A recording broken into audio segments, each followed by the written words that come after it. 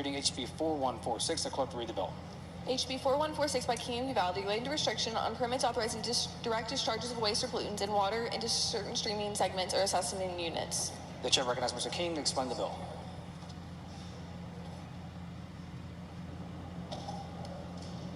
Members, this is the Clean Water, Pristine Rivers bill that we talked about for a while last night. I'll put this card on everybody's desk for y'all to look at.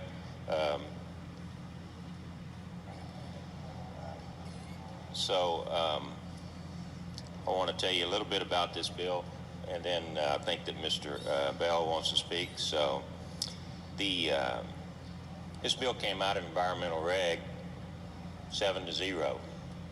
And I want to thank Chairman Landgraf and the members of that committee for giving it a good hearing. And they're included in that, you know, we have virtual testimony now. There were 69 pages, not 69 comments, 69 pages of comments that came in with, and the vast majority of them were positive. We read them and there was maybe one or two negative comments in the whole thing. The builders who have chosen to use this as Armageddon did not sign up on that bill. They did not drop a card. They did not show up at all at that hearing, and so they did not testify against it then. And I've got more that I want to say, and I'll say it in my closing comments, but I urge you to support this. Mr. Lopez, for what purpose? Will the gentleman take a question or two? The gentleman, Thank you, Mr. Lopez. Mr. Chairman, if you could just briefly explain to me a little bit about some of the concerns that I've started to read. I mean, I've had several folks send information and the like with concerns, particularly the one that I'm interested in getting a better clarity on is what happens with how big of an area is affected and what is the issues relative to downstream flow, because that appears to be one of the bigger concerns, and I don't have a good understanding of it. If you could explain that to me, I'd appreciate it. I can, and I'm very, very familiar with it. I've served on the Natural Resources Committee for 11 sessions, and I suspect that's probably twice as long as anybody else has. And so a great deal of the water that is in our streams and that our cities use downriver is actually recharge water from treated wastewater plants. And so they discharge, and downstream somebody else uses that water. And that affects the cities like San Antonio and places like that. But these stream segments that we're talking about are just a very, very small portion of the streams. And they're streams that may only be as wide as this aisle right here, Representative Lopez. And they have the clearest water, some of the clearest water in the United States, and certainly in the state of Texas. And they're not contributing very much, if anything, currently, to the downstream flow. The thing that is contributing to the downstream flow is the wastewater treatment plants in the cities, in San Antonio, and above Houston, and Tyler, and all of those types of places. And candidly, in those rivers, the water that's being discharged is cleaner than the water that's in the river. But that's obviously not the case in the streams that we're talking about. We're talking about pristine waters, and that's the word that the group and the hundreds and perhaps 1,000 people who have been working on this issue for a number of years to bring this bill to the floor. So that's the difference. So these streams are not large enough to contribute, nor will they ever be a large contributing factor to downstream flow. And can you talk a little bit about, or explain to me a little bit more about, I guess the affected area that's being impacted? I mean, you talk about a relatively small area. My concern is across the board and across our entire state, but specifically my concern is how does that affect SAWS in our region? SAWS has a lot of discharge, a lot of reuse of water, and putting it into streams that go down, down all the way into the coast. Can you help me understand a little bit about that impact? And the San Antonio water system will not be affected one bit by this bill. The vast majority of their water comes from groundwater, from the Edwards Aquifer. And they use it, and they treat it, and they discharge it into rivers that run south, down towards the valley. And that's the reason that this bill doesn't affect anybody in the valley. It doesn't affect anybody south of San Antonio.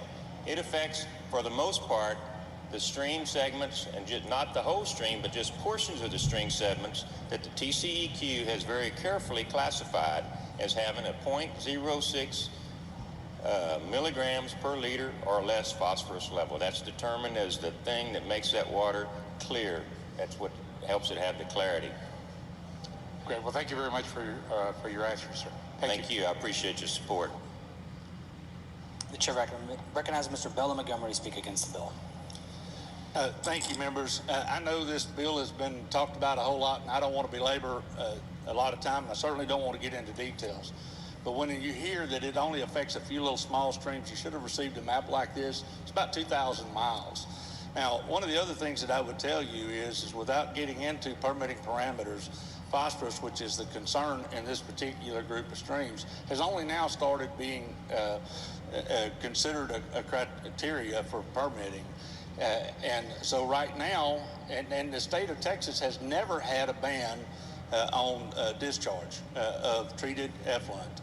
But that's what we're talking about today. We're talking about something even California doesn't do. So as you consider this vote, and recognize also that this is not just going to stay where it is right now. Right now, we're talking about what Chairman King has.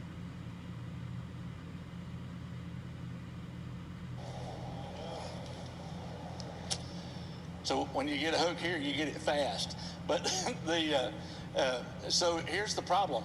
There are 115 pages of impairments listed across the state of Texas in every district, including yours. So today we're talking about phosphorus in this area and zero discharge. Tomorrow we'll be talking about some other element, some other contaminant in your district, and those streams will also want to have the same types of zero discharge protection.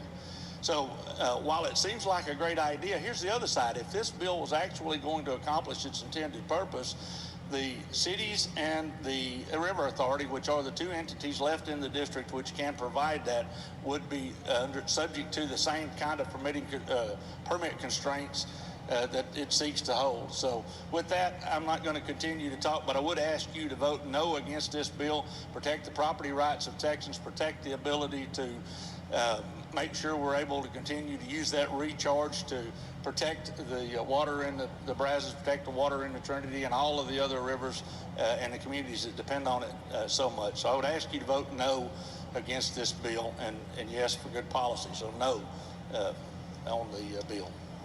The chair recognizes Mr. King to close on the bill.